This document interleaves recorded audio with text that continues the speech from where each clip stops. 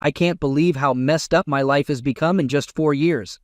4 years ago, my wife started working at Gilbert Endeavors. Our kids were teenagers, and Sarah couldn't wait to leave the house. Back then, an entry-level secretarial job seemed like the right choice. I'm Skip Trexler, but everyone calls me Skip. I was a wiry guy, average height, weighing less than 140 pounds. In high school, I wasn't into sports, but I enjoyed long-range shooting. Throughout high school and college, I spent most of my free time either shooting or reloading. After 8 years, I became skilled at hitting a 2-inch target at 100 yards. My favorite weapon was the Marlin 336C with a caliber cartridge 219. Even though this cartridge was no longer in production, I made my own from 30-30 shells. Achieving success in this gave me a much-needed sense of pride. 2 important things happened in college. I met my wife Sarah and my future business partner Chuck Fuller. Besides, it was a bit boring. I got a degree in geology, got married, and started a small surveying business with Chuck. Life was good. We never worked for anyone. After college, we each invested $2,500 and started our own small surveying company. We focused on small jobs and real estate sales.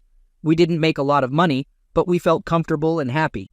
Chuck married a local girl 3 months after Sarah and I did. My family had a bungalow in Schuylkill County on 160 acres where we held all our family gatherings.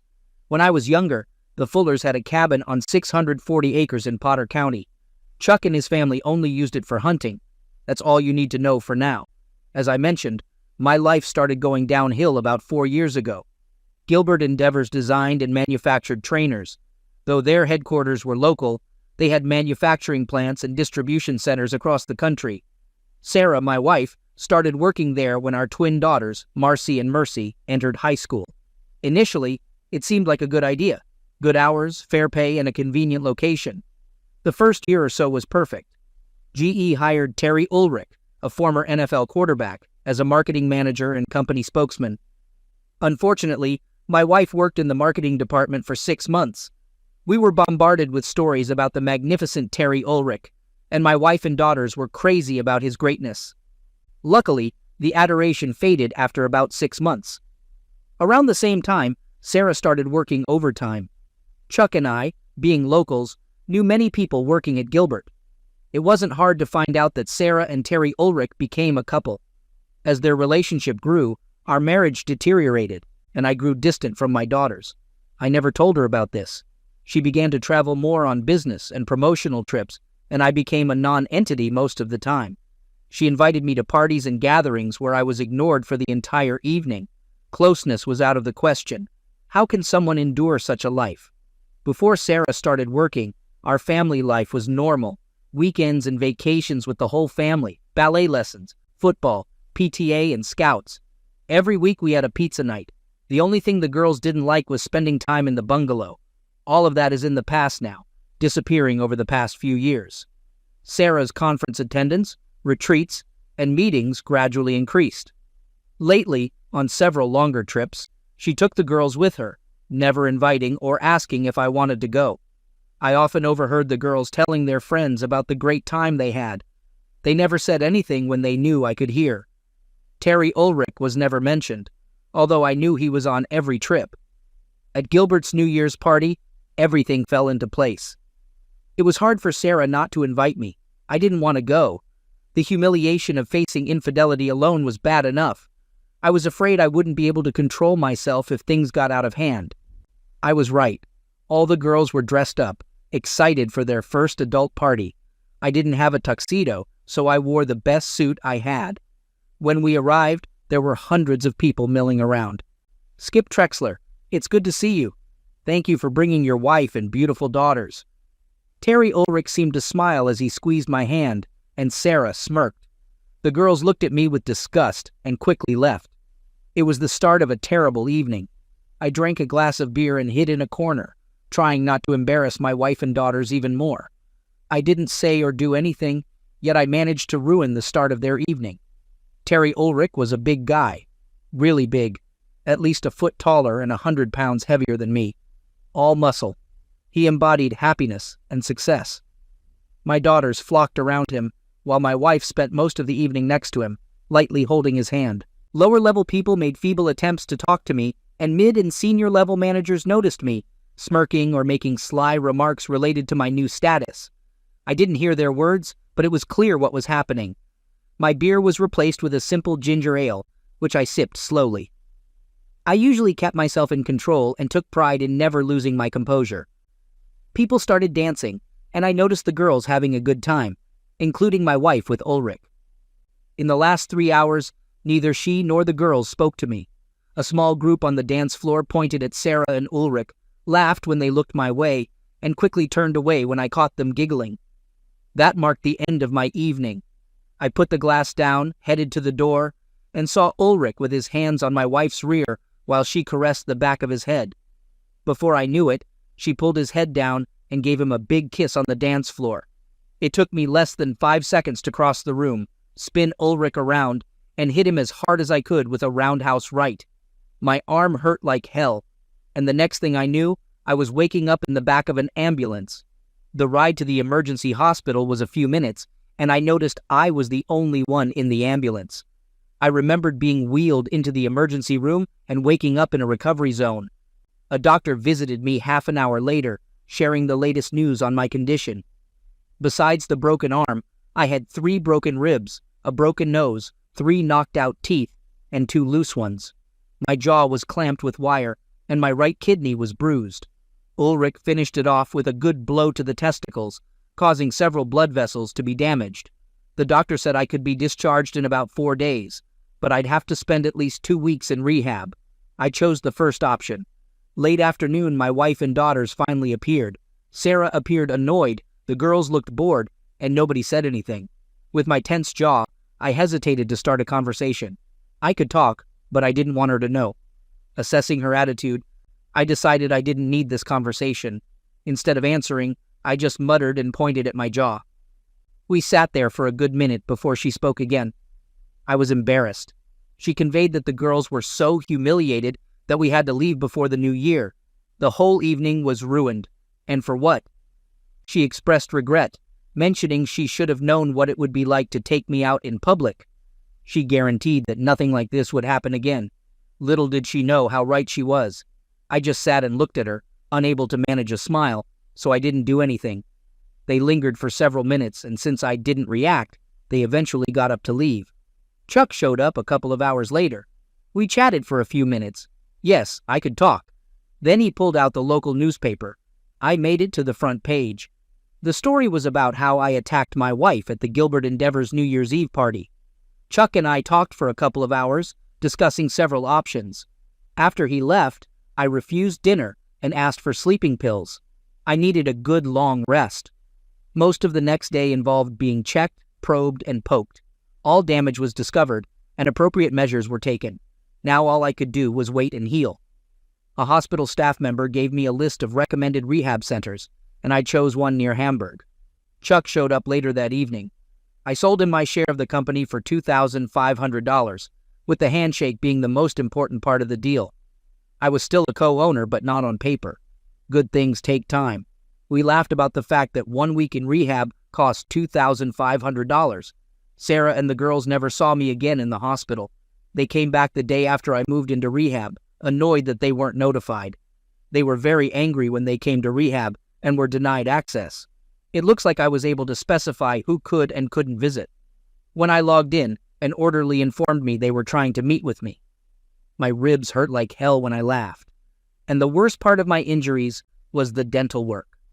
Luckily, they had a dentist who could work on site for a certain fee, and I decided to take advantage of this. The wound on my hand wasn't as serious as they initially thought. Although I had the opportunity to leave rehab a little earlier, I decided to stay for the full 2 weeks. 10 days later, I was able to breathe deeply again. It was nice.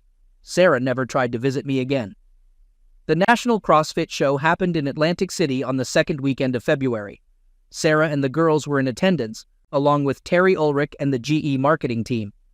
Chuck and some of our team spent the weekend moving my stuff to a bungalow in Schuylkill County.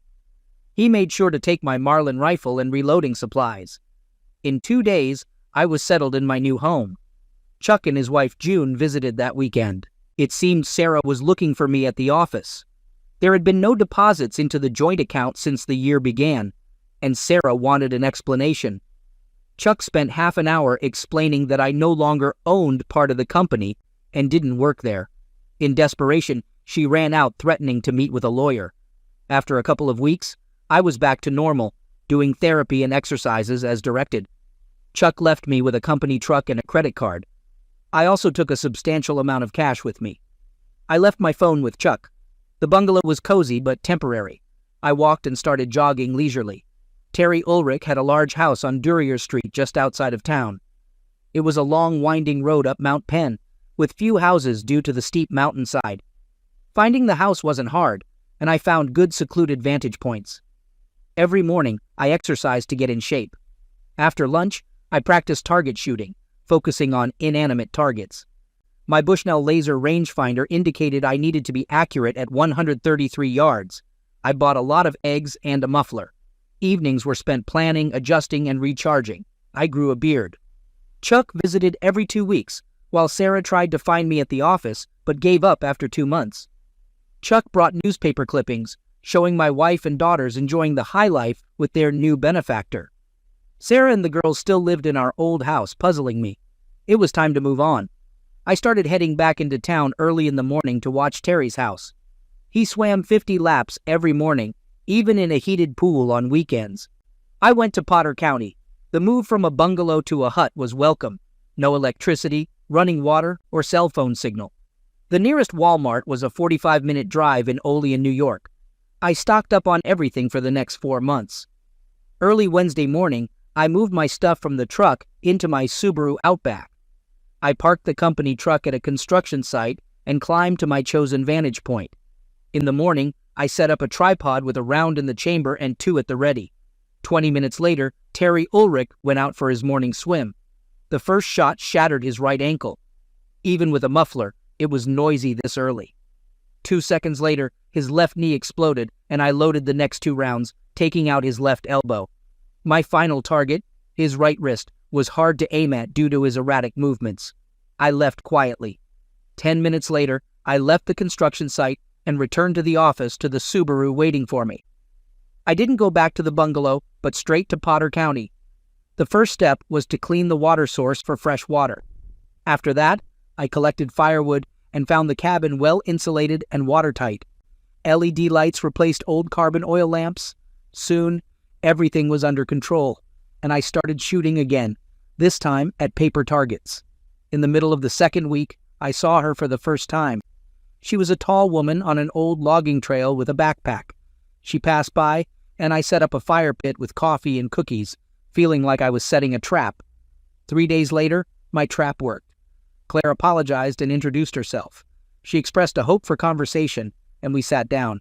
I offered her some coffee, the best I could do. She nodded, smiled, and took off her crossbow before sitting down. I shared that my name is Skip, and that I arrived here about 2 weeks ago. I mentioned spotting her in the area a few times and staying at a lodge about a mile from there. I explained my daily routine and handed her a cookie. I inquired about the duration of her stay, and she said she'd be there until the end of the summer. I mentioned my plans to stay for at least 4 or 5 months. She seemed to enjoy my cookies, although I sensed she preferred cream and sugar in her coffee. Noticing her silence, I asked if the property belonged to her. She clarified that it belonged to her friend, who allowed her to use it. When she asked if I was hunting, I explained that I used to shoot a little, but hadn't done anything for years. Currently, I was just doing some target shooting. I then invited her to use the shooting range for practice with her bow. She had an accent I couldn't quite place, but I refrained from asking about it. She accepted the offer and ate a second cookie, leaving me with a good feeling. I couldn't help but express my curiosity. I thought most folks use compound bows nowadays, but your recurve bow looks brand new. Trust me, it has better curvature. She used simple arrows for target practice, but always had 4 hunting arrows mounted on her bow. That evening, I drove several miles down the road and picked up 3 bales of hay. This marked the beginning of my summer with Claire Charles. Claire visited daily and returned home every evening. The lodge staff tracked her through her cell phone, so they always knew her whereabouts. At the start of our second week, a strong summer squall hit us. We huddled on the cabin porch, laughing and poking fun at her predicament. Without saying a word, she took out her phone and called the lodge, explaining that she couldn't return due to the weather and had found a comfortable place to stay for the night. I was both surprised and delighted. This is how my platonic relationship with Claire Charles turned into a close one. From then on, we alternated our sleeping spots. Highlands Lodge felt out of place in Potter County, being luxurious and expensive. Most guests were from overseas, and Claire's family hailed from Cornwall. The lodge provided hot showers, abundant food, and laundry services, which I fully utilized. Outdoor activities are enjoyable, but they're even better with everything you need. We spent less time at the shooting range. A couple of weeks later, while having lunch, Chuck and June arrived. June seemed especially pleased that I had a companion, more so when she realized it was a full-fledged relationship. We kept a low profile for the first few hours, and then June and Claire went off to chat. After the tragic attack on Terry Ulrich, I became the primary suspect. This posed a more significant problem for Terry than he anticipated. The press wanted to know why I was the main focus of interest. As they delved into it, things got worse for Terry and my wife. Though the spotlight was on finding me, the press quickly shifted to the relationship between Terry and my wife. 3 weeks later, Terry Ulrich was no longer representing the Gilbert endeavors. Police checked the Schuylkill County bungalow and found it empty. They had no credit card leads, no phone calls, and no idea where I might be. They never questioned Chuck about the cabin. Chuck mentioned that Sarah came to the office several times, trying in vain to find out where I was. She seemed desperate as her source of money dried up. According to Chuck, Terry lost interest in her and blamed her for his problems. I had no plan for the next step. I couldn't go back and had no other options I wanted to explore. At the moment, I was drifting. As we neared the end of the year, I felt myself becoming complacent.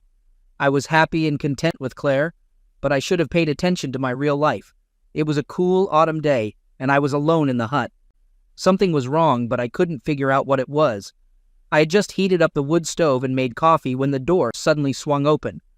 Terry Ulrich was just as big and ugly as the last time I saw him. He stood in the open doorway with a wide smile on his face and an old police SWAT pistol in his right hand. He seemed to stand unsteadily and held his left arm at an odd angle, as if trying to maintain his balance. We just stood and looked at each other. I expected some profound words of revenge, but nothing came. Coffee. Fool. I spent over $10,000 to find you. No, I don't want any damn coffee. Well, what can I do for you? I know it was you, you sneaky little weasel. Your wife told me that you did a lot of target shooting. I hope there is special services here because it will be needed. His face became swollen and red as he spoke. He seemed to be driving himself into some kind of rage. Suddenly, a shocked expression appeared on his face.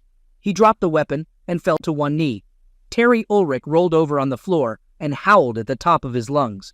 About 12 inches of a crossbow bolt protruded from his left buttock. The remaining 6 inches were buried deep and firmly. Claire just stood in the doorway and smiled.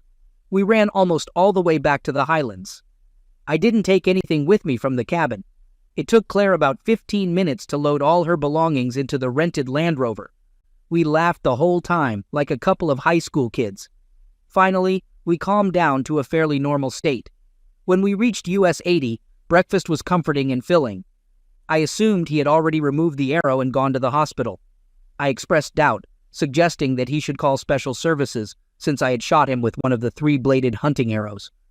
I explained that it needed to be cut out and couldn't be pulled out. I predicted that he would likely have to lie on his stomach on a gurney when he goes to the emergency room, which must be awkward. I mentioned the predicament to Miss Claire, stating that it seemed like we were in big trouble now, and I playfully attributed it to her. She flicked a fork full of scrambled eggs and laughed. After breakfast, I called Chuck, and Claire called someone else.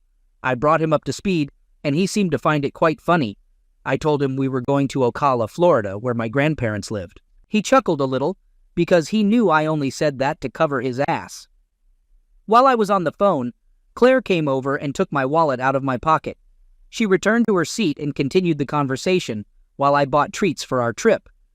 I didn't know where we were going, but I felt like Claire had a plan. She didn't tell me anything, and I didn't ask. I was happy with my ignorance and trusted her. It was a tiring day, and we finally found a great bed and breakfast in the Wisconsin valleys to rest. Exhausted from the road, we quickly fell asleep. The breakfast was fantastic, and 4 hours later, we reached the Duluth Walmart. Claire had her belongings, but I left with nothing. She kept me in the dark about her plans, and it seemed like she was having fun doing so. I got a new set of clothes, and Claire grabbed a big bag of snacks. Since I was a kid, I always dreamed of canoeing on lakes, and now I finally got to do it. Everything was arranged upon our arrival, and the outfitter even took care of Claire's rental car. This hinted that we probably wouldn't be coming back. It was both intriguing and exciting, and I couldn't wait to see what else Claire had in store for me. Before departing, I made a final call to Chuck, and he informed me about Ulrich's latest failure, which had become a significant news story even picked up by national services. June's laughter echoed in the background.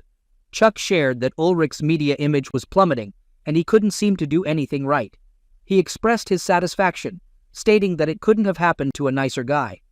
Chuck also mentioned that Sarah was clueless and broke after the divorce, which apparently hit her hard. I was taken aback and clarified that I didn't consult a lawyer and wasn't aware of any divorce. Chuck insisted, claiming that Sarah was ranting about it that morning and asked me to stop by the cottage to pick up his things and car since he was in Moss Bluff, Florida, looking for a trailer to rent. Claire waved from the dock as the loaded canoe awaited. Grateful for my Boy Scout camp experience, at least I didn't feel like a complete idiot in the canoe. We spent the next 6 days exploring the lakes, setting up camp each night. Claire, using her cell phone GPS, navigated us seamlessly. I enjoyed the trip, and most notably, the nights filled with starlit closeness. The following day at noon, our adventure continued. A man met us at a remote road pier, hugged Claire, and they spoke in French. About half an hour later, he handed Claire the keys to a truck along with a large envelope. We unloaded the canoe and hit the road. Looking back, I saw him push off from the dock. Driving, Claire rummaged through the envelope, mentioning that I would have to get used to being called Clinton. Really? I gave her a puzzled look. She giggled and handed me a Kennedy-like driver's license with my photo, now labeled Clinton Barfield. I questioned if she was kidding, to which she responded with a firm, "Nope." She informed me that I was now Clinton Barfield and proudly presented my new Canadian passport. She mentioned that we were currently in Canada. 4 days later, we arrived in New Quay. 2 hours after that, we were at Claire's family home near St. Austell. It felt like I was born there. I was comfortable and content. The prospect of meeting Claire's family worried me. The mansion was enormous, and her father invited me to his office. Against the far wall was an elegant walnut weapon cabinet. He reached inside and handed me a rifle, my Marlin 336S with a chamber in it. I realized I was home. I never heard from Sarah or the girls again. Chuck and June received strange Christmas cards every year from Mr. and Mrs. Clinton Barfield. They had no idea. This year, the card will feature a photo of us with our 3 children. I'm sure he'll figure it out.